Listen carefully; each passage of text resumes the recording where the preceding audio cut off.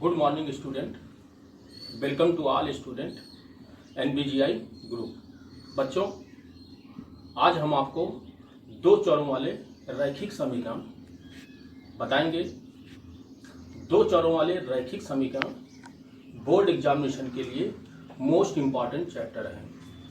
इस चैप्टर से बोर्ड में लॉन्ग क्वेश्चन, शॉर्ट क्वेश्चन, यानी ये मान के चलिए कि इससे 2-3 क्वेश्चन बोर्ड में आते हैं। एक तो जो लॉन्ग क्वेश्चन आता है, दो चरों वाले से आते हैं, एक क्वेश्चन हल करना, और उसी क्वेश्चन पर कुछ सवाल ऐसे बनते हैं जो स्टेटमेंट वाले क्वेश्चन होते हैं, वो भी लॉन्ग क्वेश्चन होते हैं। और इसी चैप्टर में आलेखीय विधि है, यानी आलेख के द्वारा दो चरों वाले रैखिक समीकरण को हल करना है, ये भी लॉन्ग क्वेश्चन में आता है।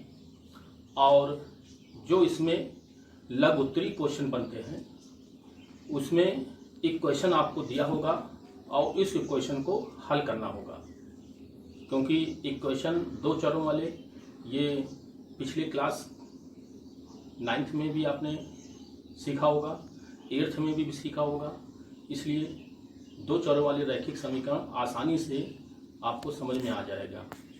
तो इसमें कुछ चीज़ें हैं जो स्टेटमेंट है, महत्वपूर्ण सूत्र हैं, उन पर आपको विशेष ध्यान देना है। और जो एक एक नंबर के क्वेश्चन आते हैं, उसमें जैसे क्वेश्चन दे दिया जाएगा, पूछा जाएगा क्या ये इक्वेशन का हल है या संगत है या असंगत है, तो यही सब चीज़ें आपको हमें बताना है। ओके, तो टॉपिक है दो चरों वाले रैखिक समीकरण, यानी इक्वेशन ऑफ टू वेरिएबल्स। तो टू वेरिएबल्स का मतलब है कि x और y दो चर होंगे इक्वेशन में। Class 10th Hindi medium. अब हमें सबसे पहले ये जानना है कि दो चरों वाले रैखिक समीकरण होते क्या हैं, क्या डिफिनीशन है इसके। तो ध्यान दें, दो चरों वाले रैखिक समीकरण की डिफिनीशन क्या होगी। वह समीकरण जिसमें ax plus by plus c बराबर 0 अथवा ax प्लस by बराबर c, यानी दो इक्वेशन हमने यहाँ पे लिखा है। पहली इक्वेशन है ax plus by plus c equal 0। दूसरी जो हमने अथवा में लिखा है, उसमें c जो जिसमें x और y नहीं है वो कांस्टेंट होता है, जिसको अचरपद कहते हैं, क्योंकि x y अगर लगा है तो वो कांस्टेंट नहीं है।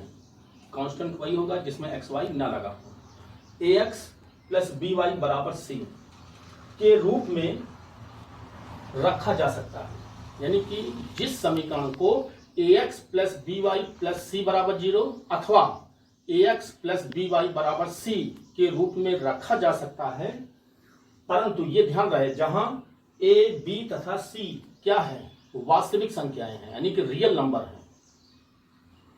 परंतु a does not 0, b does not 0 हो।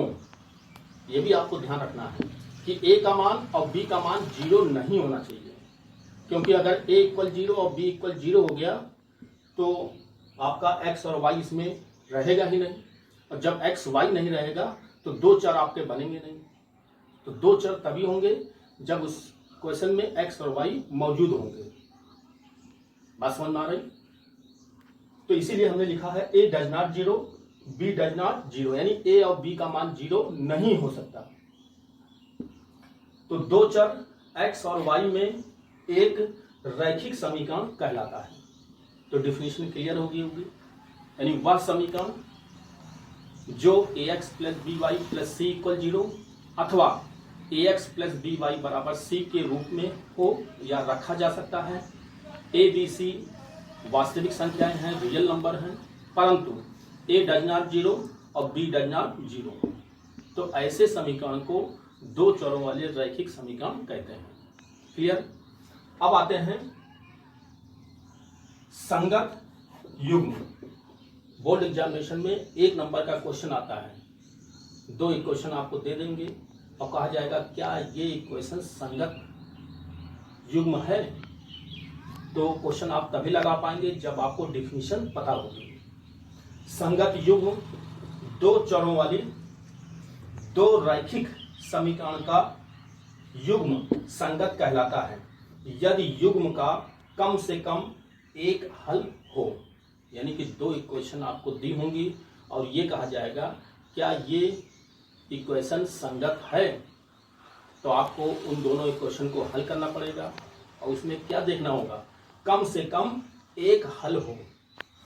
अगर कम से कम एक हल है तो वो संगत युग्म कहलाएगा। क्लियर। अब आते हैं असंगत युग्म क्या होता है। तो संगत युग्म के बाद असंगत युग्म दो चरों वाली दो रैखिक समीकरणों का युग्म असंगत कहलाता है यदि युग्म का कोई हल ना हो। बात को ध्यान से समझिए, कम से कम अगर एक हल है तो वो संगत युग्म कहलाएगा और उस इक्वेशन का कोई भी हल नहीं है तो वो असंगत युग्म कहलाएगा। तो हमने तीन चीजें आपको बताया, दो चरों वाला रैखिक समीकरण की डिफिनीशन, फिर इसके बाद संगत युग्म, कम से कम अगर एक हल है तो वो संगत युग्म कहलाएगा और कोई हल नहीं है तो वो असंगत युग्म कहलाएगा। ओके।